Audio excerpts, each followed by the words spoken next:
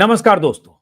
दिल्ली विधानसभा चुनाव के लिए तारीखों के ऐलान के साथ ही दिल्ली के चुनाव प्रचार में एक्शन, ड्रामा और थ्रिल, इन सब के साथ रोमांचक चुनाव प्रचार की तैयारियां दिखने लगी है। ऐसा इसलिए कह रहा हूं कि कल चुनाव की तारीखों के ऐलान के बाद से लेकर अब तक करीब करीब 28-30 घंटे हुए हैं।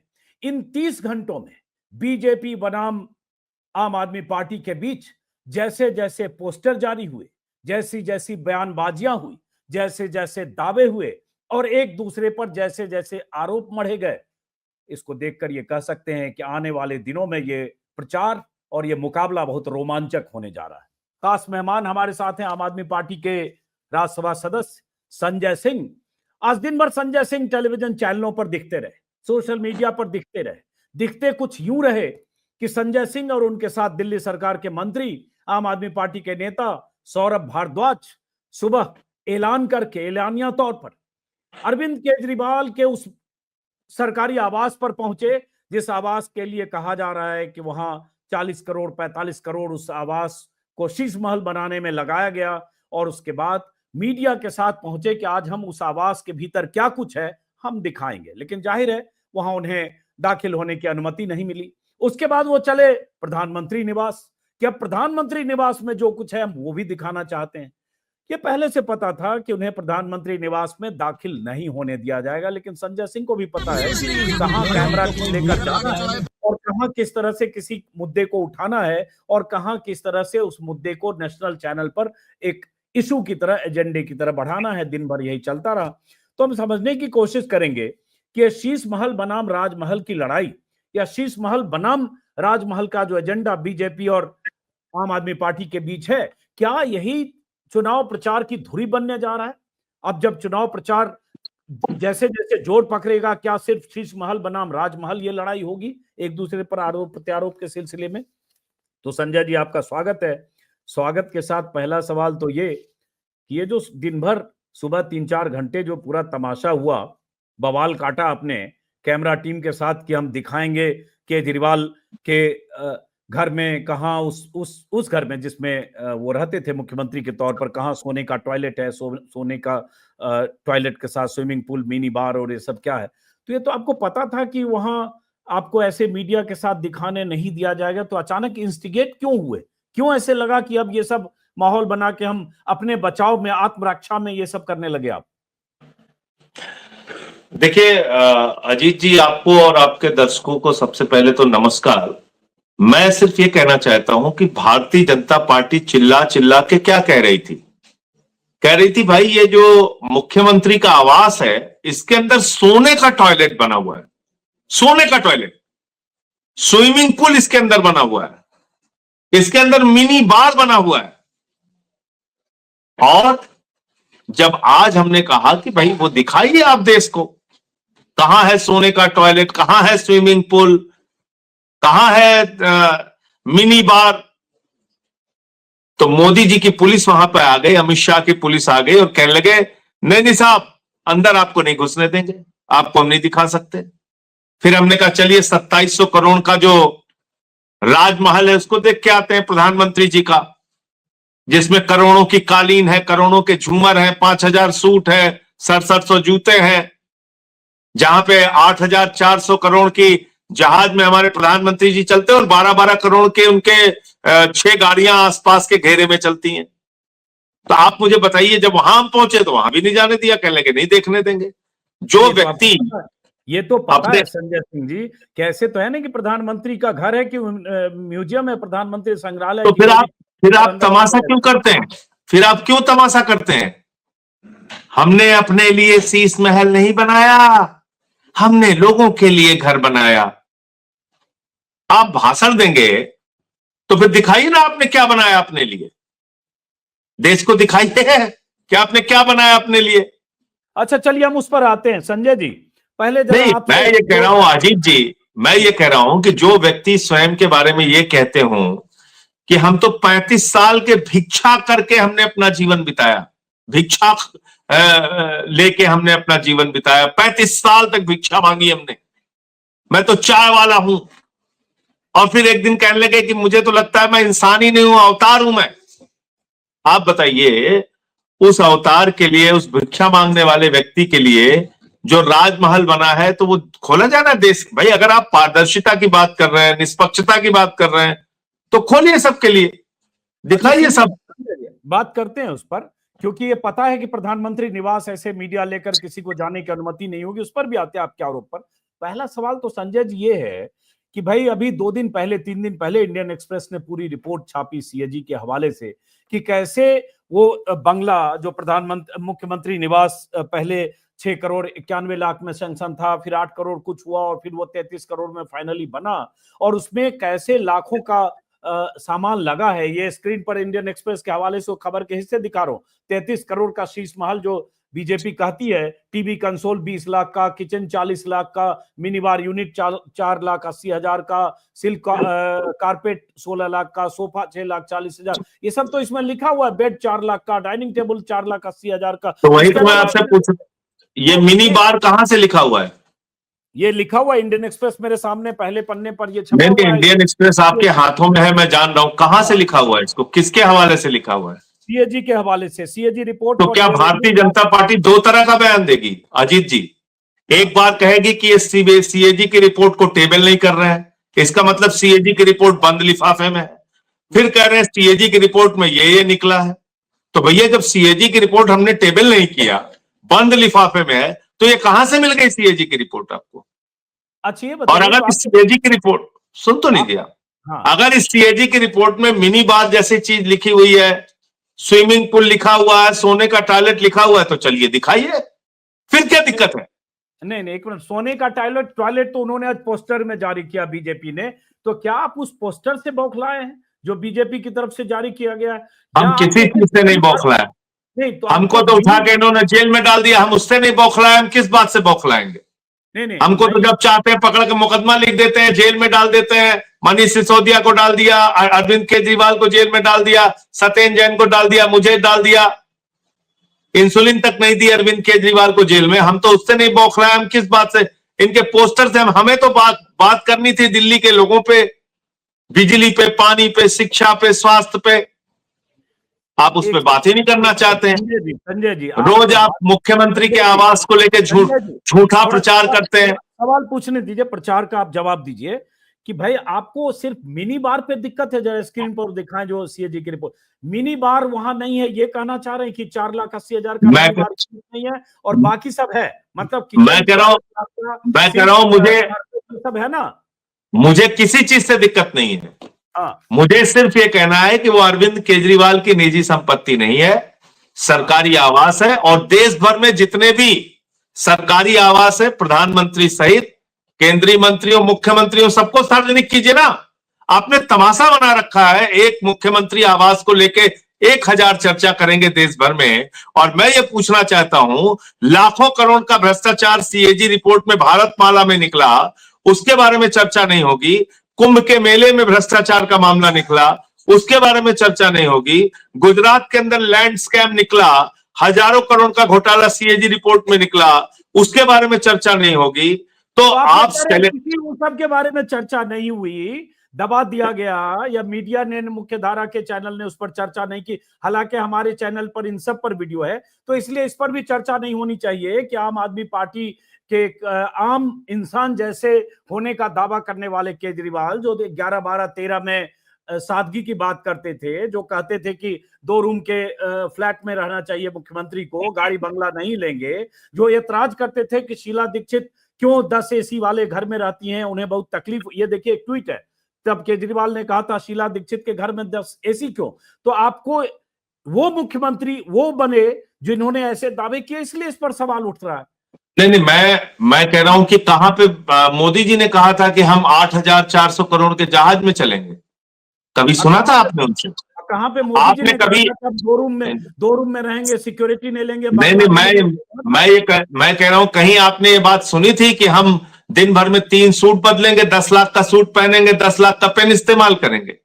उन्होंने ये तो कहा ठीक है, सेलेक्टिव तरीके से बातों को, हम बंगला नहीं लेंगे, हम सिक्योरिटी नहीं लेंगे, बड़े बंगले नहीं चाहिए। अरे भाई, खुद को चाय वाला कहते हैं ना, वो खुद को चाय वाला कहते हैं, खुद को कहते हैं कि 35 साल तक उन्होंने भिक्षा मांग के अपना जीवन चलाया, अवतार है, ये सारे दावे तो प्रधानमंत्री जी के हैं ना, मेरे तो है नहीं। तो अगर आप राजनीतिक दलों के बारे में चर्चा करना चाहते हैं, राजनीतिक दलों के राजनीतिक पदों पे बैठे हुए लोगों के बारे में चर्चा करना चाहते हैं, निष्पक्षता से, खुले मन से सबके बारे में कीजिए। नहीं, लेकिन संजय जी बात दोहरा ये मापदंड नहीं होना चाहिए। संजय जी बात इसलिए ये वही प्रधानमंत्री हैं। एक मिनट सर, पहले इस पर जी। बात करते हैं। प्रधानमंत्री पर काफी बोलने का मौका देंगे कि ये बात होनी चाहिए ना कि एक आम आदमी का पार्टी का नेता जो खुद को आम आदमी कहकर उसी तरह के संकल्पों के साथ, उस तरह की प्रतिज्ञा के साथ कस्में खाकर वो आए थे पार्टी बनाकर, और उन्होंने कहा था, सब ऑन रिकॉर्ड है, वो वीडियो निकालूंगा तो 40 वीडियो मिल जाएंगे। अगर उसके बाद वो 45 करोड़ या 33 करोड़ के बंगलो बनते हैं, लंबी लिस्ट है, देखिए सीएजी में ये सब भी है कि कैसे items substituted with materials of superior specification, और कैसे महंगी महंगी चीजें सब वहां लगाई गई, कैसे पर्दे पर लाखों रुपए खर्च हुए। तो ये तो बात होनी चाहिए, क्या जरूरत थी इसकी? तो मैं कह रहा हूं बिल्कुल बात होनी चाहिए। हाँ, अरविंद केजरीवाल के मुख्यमंत्री आवास में टैक्स पेयर्स का पैसा लगा और प्रधानमंत्री और देश के बाकी मुख्यमंत्रियों के आवास में और केंद्रीय मंत्रियों के आवास में टैक्स पेयर्स का पैसा नहीं लगा। उस पर चर्चा नहीं होनी चाहिए। किसी एक मुख्यमंत्री का बयान नहीं, ये अजीब बात है। नहीं, देखिए, सिक्योरिटी नहीं लेंगे हम, नहीं, ये ऐसे बात नहीं कीजिए। नहीं, अजीत जी, कि फलाना अजीत जी, कैसी क्यों लगे हैं, शीला दीक्षित, अजीत जी, मैं अपनी बात कर लूं। मैं ये आपसे पूछना चाह रहा हूं कि कहां भारतीय जनता पार्टी के नेताओं ने ये कहा था कि हमारे प्रधानमंत्री 8,400 करोड़ के जहाज में चलेंगे, दिन भर में 3-3 सूट बदलेंगे? कहां कहा था कि सैकड़ों करोड़ के झूमर और कालीन बिछाएंगे? कहां कहा था? तो इसलिए अगर आप उस पर चर्चा करना चाहते हैं तो हम भाग कर रहे हैं। हम तो कह रहे हैं चलो मुख्यमंत्री का भी घर दिखाओ और प्रधानमंत्री का भी घर दिखाओ। आपकी बात से सहमत हूं। देखिए, प्रधानमंत्री, देश के प्रधानमंत्री, बीजेपी कहेगी कि भाई उनको सिक्योरिटी पर्पस से विदेश यात्रा करने के लिए, चलिए मुख्यमंत्रियों पर चर्चा कर लीजिए, मुख्यमंत्रियों पर चर्चा कर लीजिए, सुन तो लीजिए, करिए ना, मुख्यमंत्रियों पर चर्चा कीजिए। आपको पता है 2014 में 117 करोड़, अरे सुन तो लीजिए, अब आप सुनना नहीं चाह रहे। 2014 में 117 करोड़ रुपए रमन सिंह जी के आवास को बनाने के लिए आवंटित किया गया। कितनी बार चैनलों पे चर्चा हुई? मुझे एक दिखा दीजिए कहीं किसी टीवी चैनल पे डिबेट में चर्चा हुई से लेकर, और उस पे रामलीला मैदान में अनशन करते हुए, पार्टी बनाते हुए उन्होंने कहा था, कोई संकल्प पत्र जारी किया था कि मैं बंगला नहीं लूंगा, गाड़ी नहीं लूंगा, और बड़े बंगले में लोग क्यों रहते हैं, क्या रमन सिंह वैसे मुख्यमंत्री? चलिए, तो इसका मतलब कि उनको बनाने का हक है। हाँ, जिसने कहा नहीं उसका कोई पहले, जिसने कहा नहीं उसको बनाने का हक है। वो टैक्स पेयर्स का पैसा खर्चा कर सकता है। वो भी ज्यादा कर रहा गलत है। प्रधानमंत्री भी अगर हजारों करोड़, तो आप दो तरह की बात कर रहे हैं ना। मैं नहीं कर रहा हूं, आप दो तरह की बात कर रहे हैं। मैं कह रहा हूं कि अगर आप इस पे चर्चा करना चाहते हैं, हम उसका स्वागत कर रहे हैं। हम कह रहे हैं उसकी भी समीक्षा हो और जनता उसके बारे में निर्णय ले कि एक मुख्यमंत्री आवास में जो कुछ लगा है, खर्च हुआ है, वो सही है या गलत है। उसी तरीके से देश के मुख्यमंत्रियों और देश के प्रधानमंत्री और केंद्रीय मंत्रियों के बारे में चर्चा हो खुले मन से। देखिए सुनिए सर, पहले इसी दिल्ली में, अब आप ये एक बात को आप पकड़ के बार बार ये कहा था, वो कहा था। आपकी बात है। अरे भाई मोदी जी ने क्या क्या कहा था? शीला दीक्षित इसी दिल्ली में मुख्यमंत्री थी, उसके पहले क्या क्या कहा था? वर्मा और मदन लाल खुराना भी थे। क्या किसी ने ऐसे 20 लाख का टीवी कंसोल, 40 लाख का किचन और 5 लाख का डाइनिंग टेबल, ये कब बना है? ये कब बना है? जब उनके घर में 3 घटनाएं हो चुकी, उसके बाद इसका निर्माण हुआ। उसको भी कई बार बताया जा चुका है। घटनाओं से 18 लाख के जिम का क्या कनेक्शन है? 18.5 ये कहां से लेके आप बैठे हैं भाई?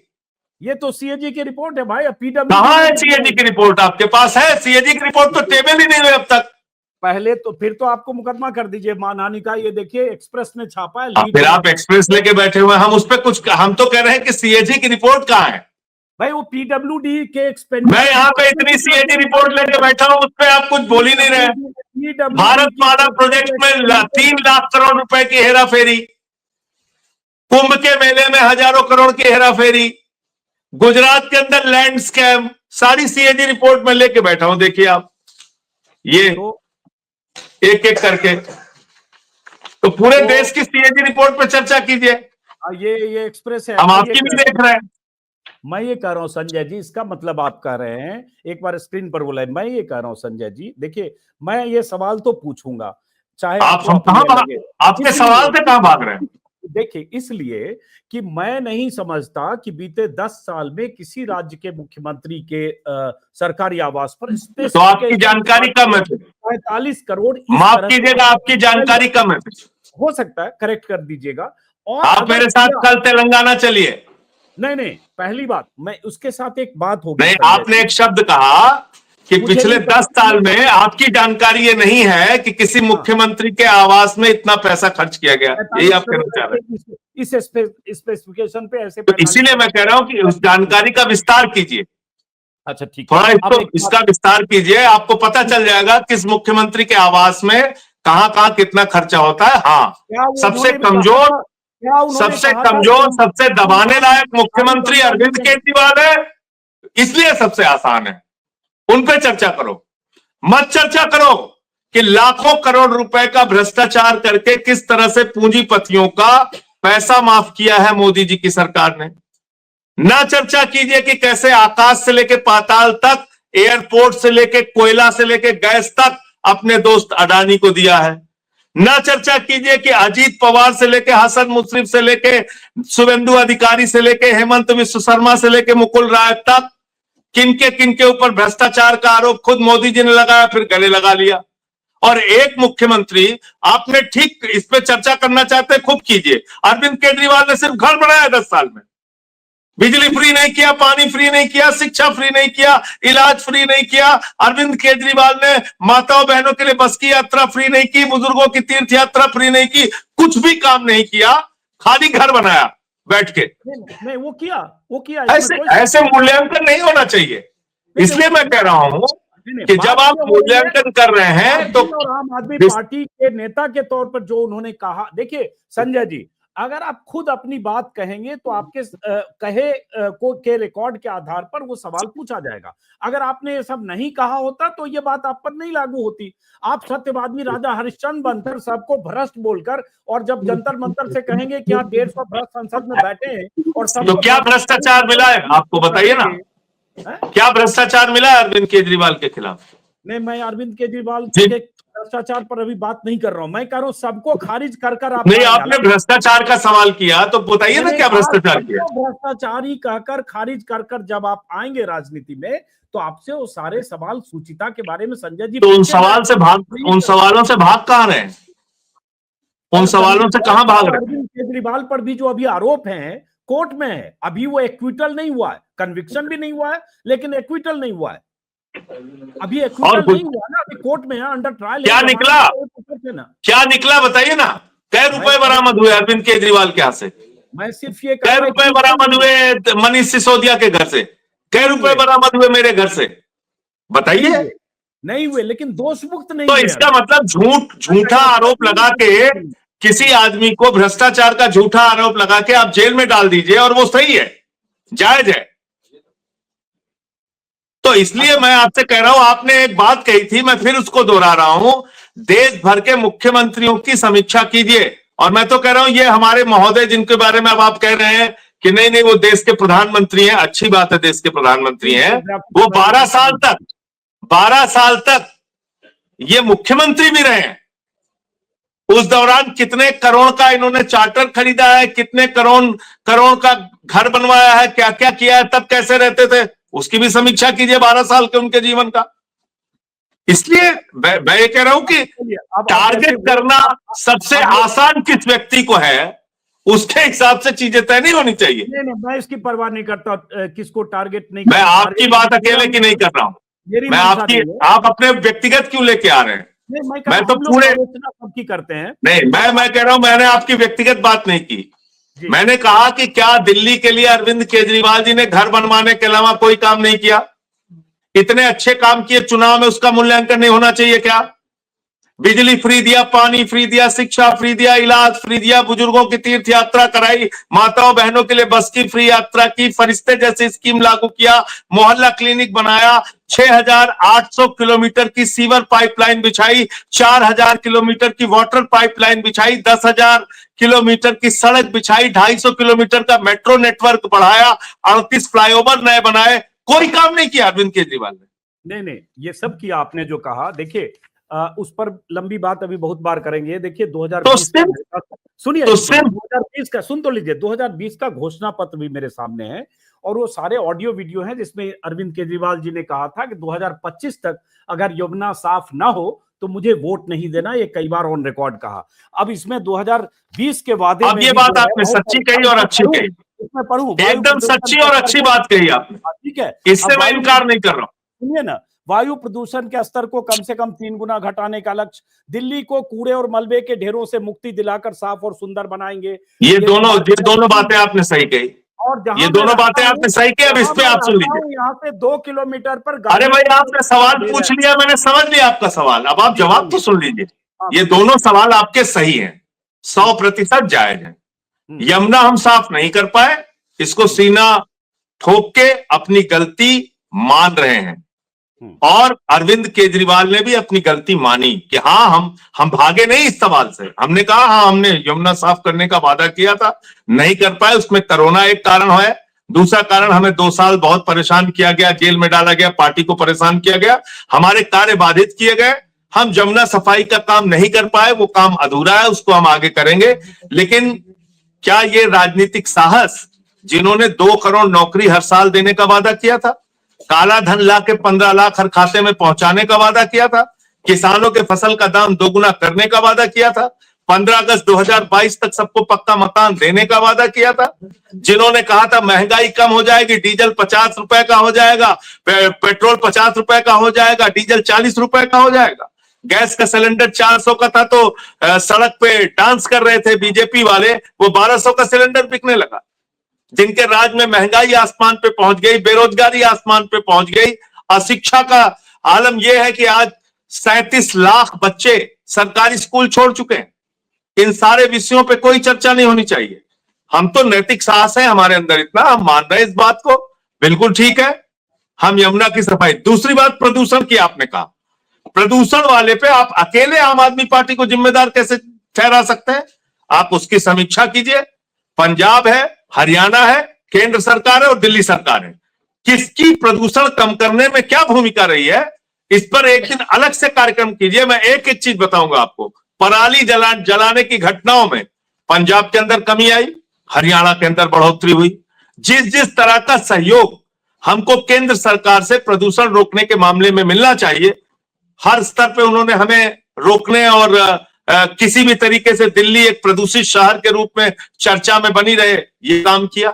बगल में आपके नोएडा है, गाजियाबाद है, गुड़गांव है, कितनी इलेक्ट्रॉनिक बसें वहां इंट्रोड्यूस हुई, हरियाणा की सरकार ने कितना किया, कितनी इलेक्ट्रॉनिक बसेस उत्तर प्रदेश की सरकार ने इंट्रोड्यूस किया और कितनी इलेक्ट्रॉनिक बसेस हमने दिल्ली के अंदर चलाया, करिए इसकी समीक्षा। अच्छा एक चीज बताइए, ठीक है मान गए आपकी बात, पराली एक गंभीर समस्या है दिल्ली के लिए, हम सब लोग झेलते हैं।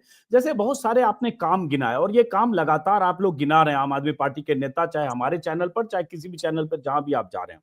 लेकिन बीजेपी के नेताओं का लगातार आरोप है कि आप उन स्कूलों की लिस्ट बताइए जो आपने बनाई, नए स्कूल, कुछ कॉलेजों के 8-10 कॉलेज बताइए जो आपने नए कॉलेज बनाए। मैं नहीं जानता हूं, अगर आपके पास कुछ आंकड़े हैं तो जरा आप बता दीजिए ताकि ऑन रिकॉर्ड रहे कि ये देखिए मूर्खाधिराजों के सवाल में आप मत फंसिए। नहीं मैं पूछ कृपा करके आपको मैं कह रहा हूं मूर्खाधिराजों के सवालों के चक्कर में मत फंसिए। 22,000 स्कूल के नए कमरे बने, 22,000 स्कूल के नए कमरे बने, बहुत सारे सरकारी स्कूल नए बने, उसकी भी लिस्ट आपको दे देंगे। अब मुझे आप एक चीज बताइए, इसका जवाब दीजिए। कॉलेज और अस्पताल सुन तो लीजिए सर, आपने पूछा मैं बता दूं, मकड़ी के जाले लगे रहते थे सरकारी स्कूलों में, टाट पट्टी पर बच्चे बैठ के पढ़ते थे, टॉयलेट का इंतजाम बच्चियों के लिए नहीं था। आज उन्हीं सरकारी स्कूलों को हमने एयर कंडीशन कमरे बच्चों की पढ़ाई के लिए बनाए, एथलीट के ग्राउंड बनाए, हॉकी के ग्राउंड बनाए, स्विमिंग पूल का निर्माण सरकारी स्कूलों में कराया। हमने दिल्ली के अंदर शिक्षा का स्तर वहां तक पहुंचाया कि ट्रंप की पत्नी हिंदुस्तान आई तो उसने गुजरात का स्कूल, हरियाणा का स्कूल, मध्य प्रदेश का स्कूल, उत्तर प्रदेश का स्कूल नहीं देखा, उसने अरविंद केजरीवाल और मनीष सिसोदिया का सरकारी स्कूल देखा। मुझे अच्छा लगेगा अगर इसके ऊपर भारतीय जनता पार्टी खुल के हमसे बात करे, हम उनके एक एक चीज का जवाब देने के लिए तैयार हैं। 500 से अधिक हमने मोहल्ला क्लिनिक बनाया। नहीं कि आपने स्कूलों का कायाकल्प किया, एक सरकारी स्कूल को लेकर जो एक धारणा होती है, सरकारी स्कूल टाट पट्टी वाला स्कूल जहां छत न हो, बैठने की व्यवस्था ना हो, बेंच ना हो। हम सब लोग सरकारी स्कूल में बचपन में गए हैं तो हमें अंदाजा है, तो वो सब आपने बदला, इसमें कोई शक नहीं। शिक्षा के क्षेत्र में काम किया, इसमें कोई शक नहीं। अब एक बात फिर मैं वापस आऊंगा, चूंकि आपने प्रधानमंत्री मोदी पर भी आज आरोप लगाया है। लेकिन अजीत जी आपने देखा कि इतना सब काम करने के बावजूद हमसे सर स्कूलों की लिस्ट मांगते हैं, वो लोग मांगते हैं जहां पर उत्तर प्रदेश के अंदर कॉलेज और अस्पताल की लिस्ट मांगते हैं जो आप नहीं दे रहे हैं अभी। यूनिवर्सिटी की लिस्ट हमने बता दी, विश्वविद्यालय तक की लिस्ट बता दी, सब कुछ बता दिया, उन्हें सुनना नहीं है।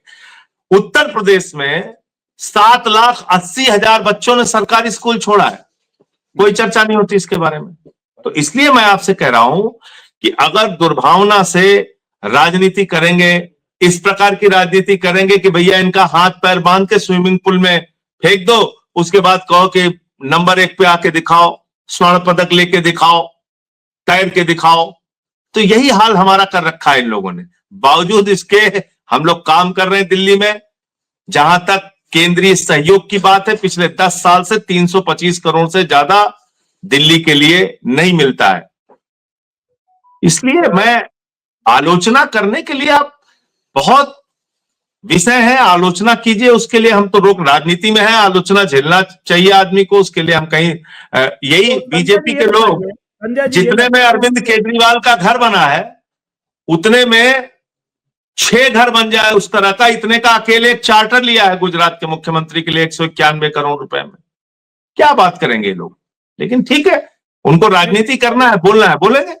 नहीं, अरविंद केजरीवाल ने घर बनाकर रिकॉर्ड तो बनाया कि दिल्ली के बाकी कोई मुख्यमंत्री सब बंगलों में रहते थे, अरविंद केजरीवाल ने शीश महल बना दिया जो बीजेपी। अब कहां रह रहे हैं? मुख्यमंत्री का आवास था, है, और अरविंद केजरीवाल से पहले भी तो मुख्यमंत्री हुए हैं दिल्ली में, जिन्हें ये सब की जरूरत नहीं पड़ी ऐसे बंगलो बनाने की। बिल्कुल ठीक है, बन रहे हैं मुख्यमंत्री। प्रवेश वर्मा के फादर साहब सिंह वर्मा थे, मदन लाल बिल्कुल, तो नहीं जरूरत पड़ी। मैं कह रहा हूं आज के समय में जो देश भर में मुख्यमंत्रियों के आवास है, प्रधानमंत्री के आवास है, केंद्रीय मंत्री के आवास है, सबके ऊपर खुले मन से समीक्षा की जाए, चर्चा की जाए, बातचीत की जाए, हम उसके लिए तैयार हैं। वो लॉजिक काम इसलिए नहीं करता संजय जी, बार बार रिपीट होगा, क्योंकि किसी भी मुख्यमंत्री और उसके लिए उनके पर या रामलीला मैदान में, और 35 साल तक भिक्षा मांगने वाले के लिए लॉजिक काम करे। 35 साल तक भिक्षा मांगने वाले, चाय बेचने वाले, अत्यंत गरीब निर्धन 12 साल तक मुख्यमंत्री रहे और 10 साल से प्रधानमंत्री रहे, मोदी जी के ऊपर लागू करेगा। अच्छा सुनिए, हम मोदी जी पर बात करते हैं। जो पोस्टर आप लोगों ने जारी किया, मोदी जी का राजमहल दिखाओ, लेकिन उससे पहले आपने एक सवाल के जवाब में अपने नैतिक साहस की बात की।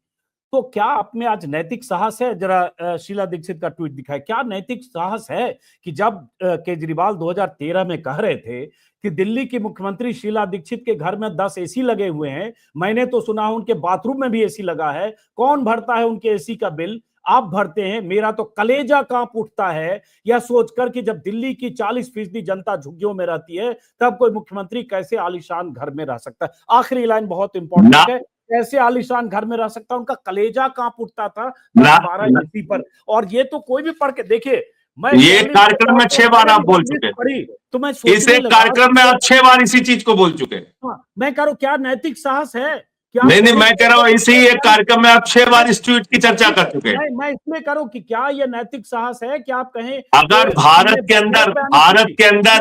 के अंदर राजनेताओं में नैतिक साहस की चर्चा होगी तो किसने कब क्या कहा और कहां उस पर पलटे। 70 हजार करोड़ के घोटाले और दाऊद इब्राहिम से जोड़ने वाले लोगों को गले लगा के अपनी पार्टी में शामिल करने वाली भारतीय जनता पार्टी, मैं आपसे पूछना चाहता हूं, अगर नैतिक साहस की बात आप करेंगे, क्या इन सारे सवालों पे बात करने के लिए तैयार है नेता? हम तो तैयार हैं। हम तो नहीं, एक एक चीज आपने पे तैयार हैं। साहस है कि आप कहें कि वो राजनीति के अंदर उस समय जो ऐसे बयान दिए गए थे वो राजनीति के अंदर मैं वही तो कह रहा हूं, राजनीति के अंदर एक एक बात को अगर आप पकड़ के कहना चाहेंगे कौन, और आपके खुद के, मैं एक पत्रकार के तौर पे मैं कहता हूं, आपने जो बात 10 साल पहले कही होगी, हो सकता है आज उस बात पे आप नहीं कायम होंगे। नैतिकता के मापदंड आपके वो 10 साल पहले, 15 साल पहले, 20 साल पहले वाले पत्रकारिता के अब नहीं बचे, ये आप भी जानते हैं।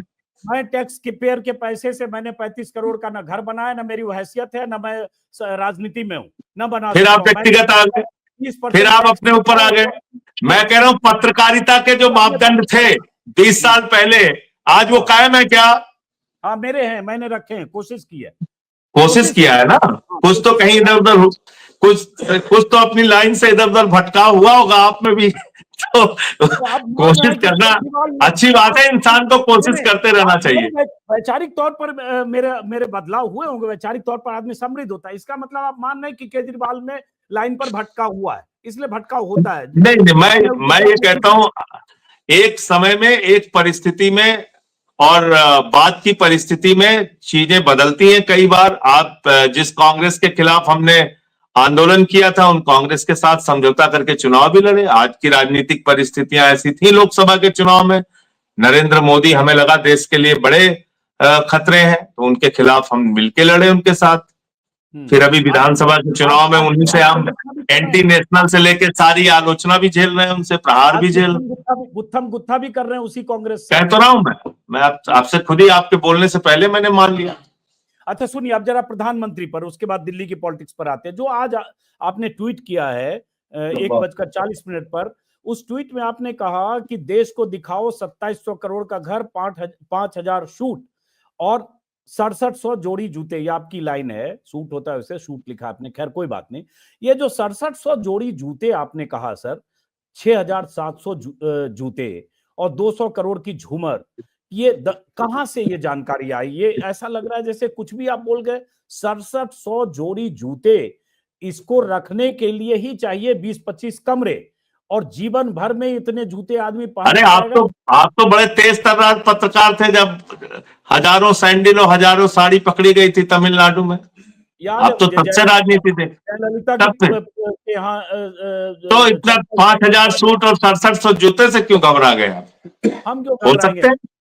नहीं, हम तो ये कह रहे हैं कि आप भी कैसे हवाबाजी कर रहे हैं ना। इसका मतलब आपको लगा कि हम कुछ बोल दें। उन्होंने कहा कि 4500 करोड़ का ये, 45 करोड़ का कैसे कुछ बोल दे भाई, कैसे हवाबाजी कर रहे हैं? तो उन्होंने दिखाया तो नहीं, दिखा देते कि नहीं 6700 नहीं है 6000 है, हम मान जाते। कह देते 5000 नहीं 4000 ही सूट है, दिखाना चाहिए ना, हमको गलत साबित करना चाहिए उनको कि नहीं आप गलत बोल रहे हैं, 6700 नहीं है 6300 है।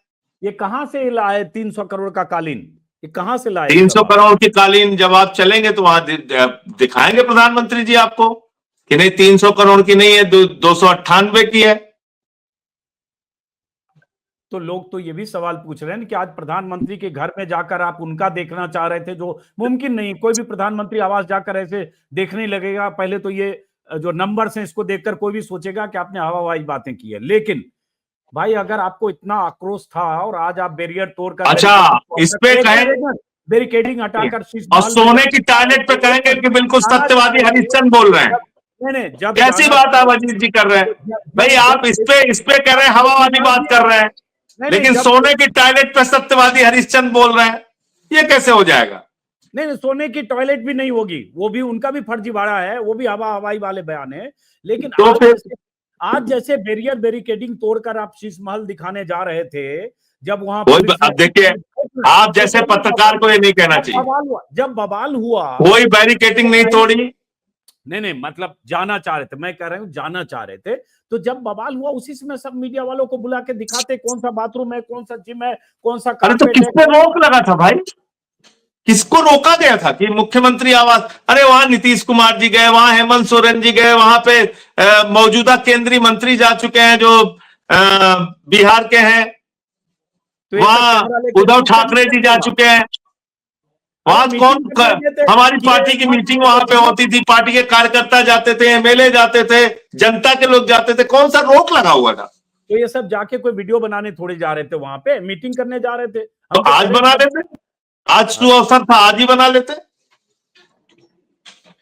चलिए, लेकिन आपको लगता है कि इसमें लेकिन आप घपले इतनी देर से दिल्ली के मुद्दों पे बात नहीं किए, सिर्फ एक घर के ऊपर आप इतनी देर बात कर रहे हैं। एक सवाल इस दिल्ली पर के 2 करोड़ लोगों के बारे में आपने बात नहीं आ किया। रहे आ रहे लेकिन आपको लगता है कि आप लोग फंस गए? कट्टर ईमानदार वाली जो छवि थी, जो पोल प्लैंक था, जो एक अरविंद केजरीवाल का एक सबसे बड़ी ताकत थी, उस कट्टर ईमानदार की छवि को झटका तब लगा जब 6 महीने जेल जाना पड़ा। मैं आपसे ये कह रहा हूं कि अगर 6 महीने जेल वाले में, अगर जेल वाले में, आपके चैनल पे मैं बोल रहा हूं और इसको रिकॉर्ड में अपने रखिएगा, अगर भ्रष्टाचार के मामले में एक भी आरोप साबित हो जाए, सिर्फ जेल ना दिया जाए, चौराहे पे खड़ा करके गोली मार दिया जाए, इसको रिकॉर्ड में रखिएगा। मैं बोल रहा हूं आपको, पूरी ईमानदारी से हमने भी अपना जीवन बिताया है, हवा में बात नहीं कर रहे हैं, पूरी ईमानदारी से, 100% ईमानदारी से।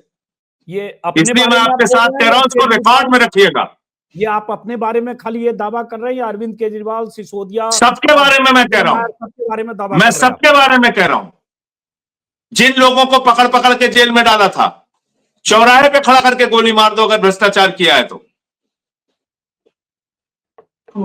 इसलिए आरोप लगाना बहुत आसान है, आरोप लगाया जा सकता है, उसमें कोई पैसा तो लग नहीं रहा है। चलिए, कोर्ट में है, इस पर बहुत बार बात कर चुके हैं हम लोग। कोर्ट में अभी ट्रायल का विषय है, अभी आप सब लोग जमानत पर हैं, कोई कोर्ट से एक्विटल नहीं हुआ है, कन्विक्शन लेकिन भी। प्राथमिक तौर पे चीजें नजर आती है ना, किसके घर से क्या बरामद हुआ। एक आदमी भ्रष्टाचार करेगा, कहीं तो रखेगा, बैंक में रखेगा, रिश्तेदार के पास रखेगा, कोई फ्लैट खरीदेगा, जमीन खरीदेगा, कुछ तो पकड़े होते।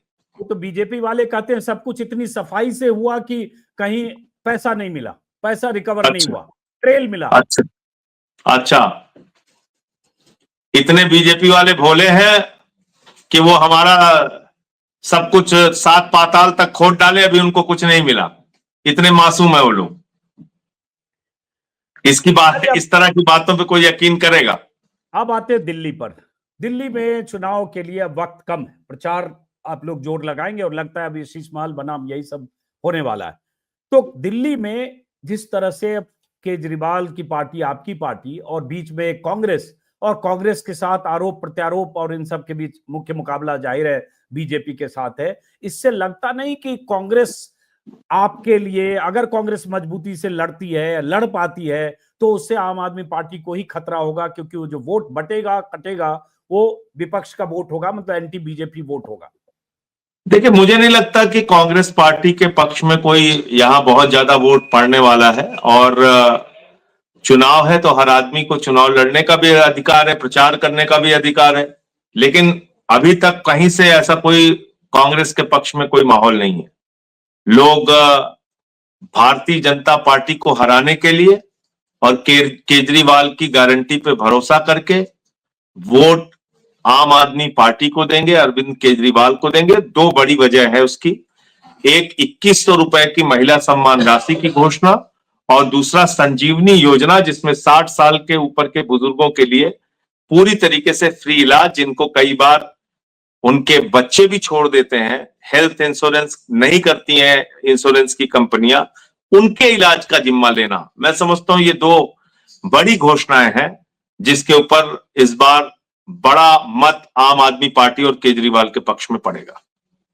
क्या आप लोगों ने कोई भी कोशिश की थी कि इंडिया गठबंधन के जो घटक 2 दल थे, आम आदमी पार्टी और कांग्रेस, जो चुनाव लोकसभा में साथ मिले, हालांकि पंजाब में अलग ही लड़े, तो कोई कोशिश हुई कि कोई रास्ता निकले, जैसे हरियाणा में? देखिए अजीत जी, ये 144 करोड़ लोगों की आबादी वाला बहुत बड़ा देश है हिंदुस्तान, और सिर्फ इंडिया गठबंधन की बात नहीं कर रहा हूं मैं कह रहा हूं कि एनडीए के अंदर भी बहुत सारे ऐसे घटक दल थे और हैं जो एक दूसरे के खिलाफ चुनाव लड़ते हैं अलग अलग राज्यों में। मुझे याद है उत्तर प्रदेश में शिवसेना, जब उद्धव ठाकरे जी की पार्टी बीजेपी के साथ थी, तब भी अलग लड़ती थी। इसी तरीके से जेडीयू नॉर्थ ईस्ट के कई राज्यों में अलग से चुनाव लड़ती थी। इसी तरीके से पासवान जी की पार्टी कई राज्यों में अलग से चुनाव लड़ती थी। तो कहीं मिलके चुनाव लड़ेंगे, कहीं अलग चुनाव लड़ेंगे। हमने हरियाणा में प्रयास किया साथ लड़ने का, कांग्रेस पार्टी तैयार नहीं हुई उसके लिए। दिल्ली के अंदर हमको ये पूरी तरीके से भरोसा है कि हम अकेले ही बीजेपी को हराने में सक्षम है। हम चुनाव लड़ रहे हैं। दोनों चुनाव, पिछले चुनाव की बात करें संजय जी, 2015 और 2020, 53-54% वोट आम आदमी पार्टी को मिले। एक बार 67 सीटें, दूसरी बार 62 सीटें। लेकिन इस बार आपका दावा आपके हिसाब से क्या है? मैं समझता हूं 62 से ज्यादा ही सीटें रहेंगी, उससे कम नहीं होगी। और इसकी सबसे बड़ी दो वजह मैंने जो आपको बताई, ये दोनों घोषणाएं और ये दोनों गारंटी हमारे पक्ष में एक बड़े वोट हासिल करने का एक कारण बनेगी। मतलब आपको लगता है कि चूंकि आपने महिलाओं के लिए 2100 देने का ऐलान कर दिया, और चूंकि इस तरह की मैया सम्मान योजना, लाड़की बहन योजना, लाडली बहन योजना की कामयाबी एमपी, महाराष्ट्र और झारखंड में देख ली गई, उस आधार पर लगता है वही योजना आपको ना ना ना, ये तो बाद की शुरू की गई योजना है। हाँ। भारत की पहली पार्टी है आम आदमी पार्टी और नेता अरविंद केजरीवाल, जिन्होंने कहा बिजली फ्री मिलनी चाहिए, पानी फ्री होना चाहिए, शिक्षा फ्री होना चाहिए, इलाज फ्री होना चाहिए। तब हमारा मजाक उड़ाया गया, अरे ये रेवड़ी बांट रहे हैं। माताओं बहनों के लिए बस की यात्रा फ्री होनी चाहिए, दवाएं मुफ्त में मिलनी चाहिए, जांच फ्री में। तब हमारा मजाक उड़ाया गया कि भाई ये तो रेवड़ी बांट रहे हैं, बर्बाद कर देंगे अर्थव्यवस्था। सब कुछ फ्री देने के बावजूद हम मुनाफे का बजट दे रहे हैं दिल्ली के अंदर पिछले 10 साल से। तो इसलिए हमारा जो अर्थव्यवस्था का मॉडल है वो सक्सेसफुल मॉडल है। और जब हम कह रहे हैं कि हम 2100 रुपए महिला सम्मान राशि देंगे, तो उसकी हमने पूरी तैयारी कर रखी है और वो देंगे।